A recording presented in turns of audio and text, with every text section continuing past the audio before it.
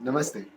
स्वागत है आप सभी का आज के इस वीडियो में, जहां हम कहानी सुनाने के एक नए तरीके पर एक्सपेरिमेंट करेंगे। क्या आप तैयार हैं? तो आइए चलते हैं। आज की हमारी कहानी का शीर्षक है, कहां से आता है दिल्ली का स्वैग। दिल्ली के बारे में अक्सर ये सुनने में आता है कि यहाँ के लोग बड़े ही चटकीले या मुखर किस्म के होते हैं। एक अलग ही स्वैग होता है उनमें। दिल्ली और बम्बई के कंपैरिजन के किस्से भारत भर में मशहूर हैं। पर क्या आपने कभी सोचा है इसके पीछे का कारण? कहाँ से आता है आखिर दिल्ली का ये स्वैग? क्या ये दिल्ली के सबसे विख्यात नौजवान और भारतीय क्रिकेट टीम के आक्रामक कप्तान विराट कोहली से आता है? या शायद राजधानी होने से थोड़ा स्वैग तो लाजमी है? क्या यह इसके सदा बदलते अप्रवासियों यानी इमिग्रेंट्स का शहर होने का नतीजा है? या हो सकता है कि आप इस बात से इत्तेफाक ही नहीं रखते, खासकर कि अगर आप यहीं के हैं। इस मसले को सुलझाने के लिए आइए देखते हैं कि आखिर हैं कौन ये दिल्ली वाले, ऐतिहासिक रूप से कैसे बदली और बनी है आज की दिल्ली।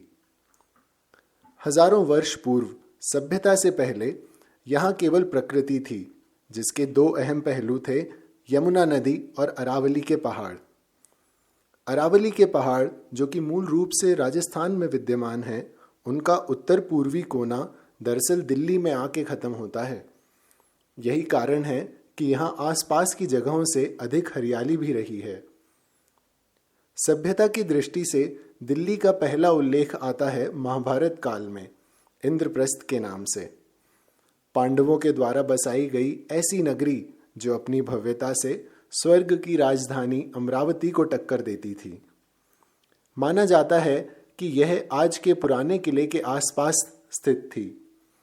वहाँ तकरीबन 800 ईसा पूर्व कालखंड के कुछ मिट्टी के बर्तनों और खिलौनों के अवशेष भी पाए गए हैं। हालांकि इनका महाभारत से जुड़ा होने का कोई पुख्ता सबूत अभी तक नहीं मिल पाया है। इसके बाद के कई 100 वर्ष तक दिल्ली इतिहास के पन्नों से कहीं गायब रही। दिल्ली का अगला उल्लेख आता है सीधे 7वीं शताब्दी में, जब यह राजस्थान के तोमर राजाओं के शासन में रही। फिर 12वीं शताब्दी में राजस्थान के ही चौहान राजा, जिनमें पृथ्वीराज चौहान प्रमुख रहे। निर्माण की दृष्टि से इस काल में लालकोट नामक शहर का निर्माण हुआ, जिसकी दीवारें आज भी दक्षिणी दिल्ली के कुछ भागों में देखी जा सकती है। पास ही फरीदाबाद के इलाके में सूरज कुंड का निर्माण भी इसी दौर में हुआ। किसी मुख्य गढ़ या महल की अनुपस्थिति से यह पता चलता है कि इस दरमियान दिल्ली एक बाहरी चौकी के समान थी, जबकि राजधानी दक्षिण पश्चिम में अजमेर के निकट रही। पर 12वीं शताब्दी खत्म होते होते यह सब बदलने वाला था। अफगानिस्तान के गौर जिले का राजा मोहम्मद घौरी लंबे समय से भारत पर अपनी नजरें गड़ाए हुए था।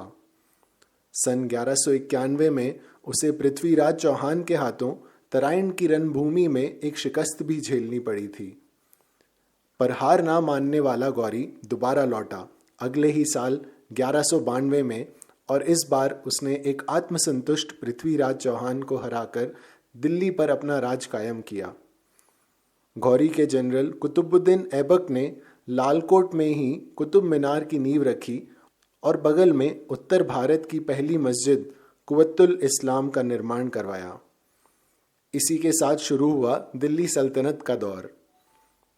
इस दौरान चंगेज खान और उसके वंशजों ने जैसे जैसे सेंट्रल एशिया और मिडिल ईस्ट में मंगोली साम्राज्य फैलाया, वैसे वैसे तुर्की, अफगानी, फारसी, सेजलुक साम्राज्यों के लिए दिल्ली एक नए सितारे की तरह उभरा।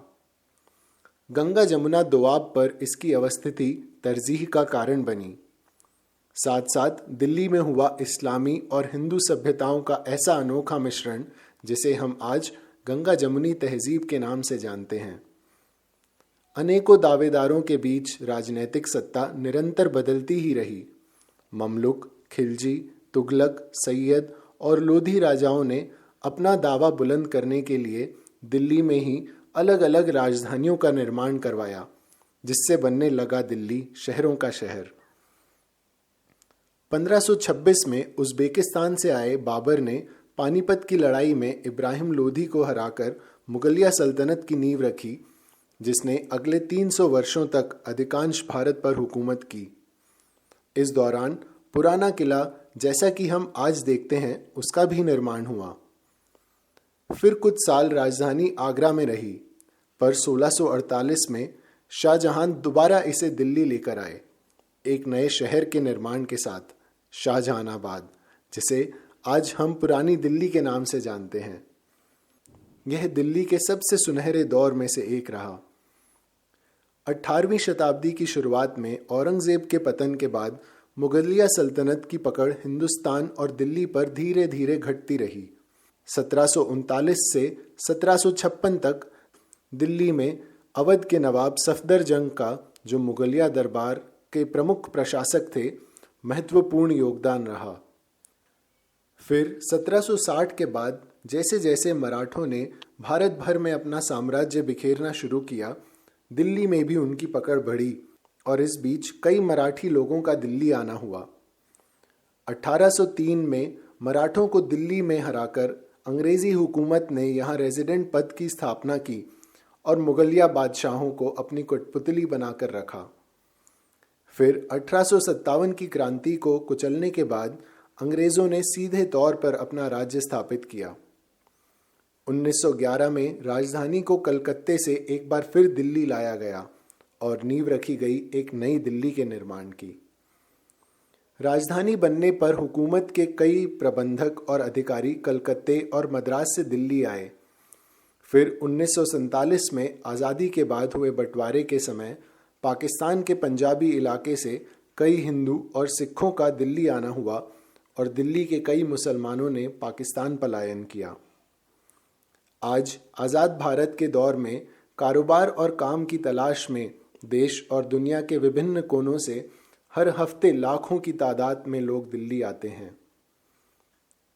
यूं तो हर शहर परिभाषा अनुसार ही अप्रवासियों से बनता है, पर जिस तरह का निरंतर आवागमन दिल्ली में रहा है वह बेमिसाल है। साथ ही साथ इसके राजनीतिक महत्व के कारण हर नए समुदाय जिसने यहाँ सत्ता हासिल की, उसकी कोशिश रही जल्द से जल्द अपनी छाप छोड़कर अपना दावा मजबूत करने की। समय के साथ साथ यह मुखरता यहाँ की संस्कृति का एक महत्वपूर्ण हिस्सा बन गई और आता गया दिल्ली का स्वैग। उम्मीद है कि यह कड़ी आपको पसंद आई होगी। अगर आप इस तरह के और वीडियोस देखना पसंद करेंगे तो कमेंट्स में हमें ज़रूर बताएं। धन्यवाद।